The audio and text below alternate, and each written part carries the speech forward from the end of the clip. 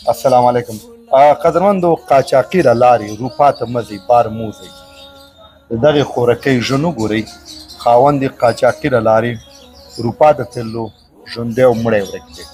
دا قصه واورئ.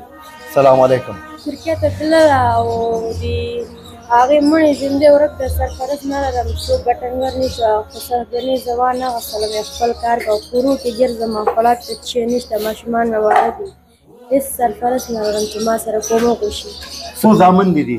زامن مې نشته، یو لور مې و، هغه 3 کلن، هغه مړ شو، یو دا پاتې دی، بیخي سرپرست یو د دا لور دی او یو مړ شوی و. نور به کور کې سرپرست ګټې والا څوک نشته؟ هېڅ څوک نشته چې ګټې والا، هېڅ څوک نشته چې ما ته وګټي، بچیانو ته مې راوړي. اوس خسرګین مې شته، بیخي راته خیال نه کوي، خپل کار کوم، نه پېژنم چې شوی.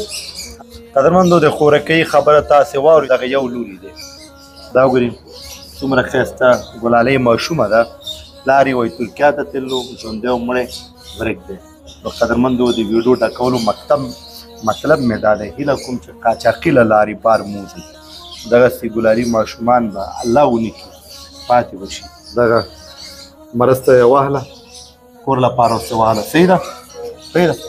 زه بچا نور قدرمندو دا و زموږ خپرونه انشاءالله بیا به ستا د خدمت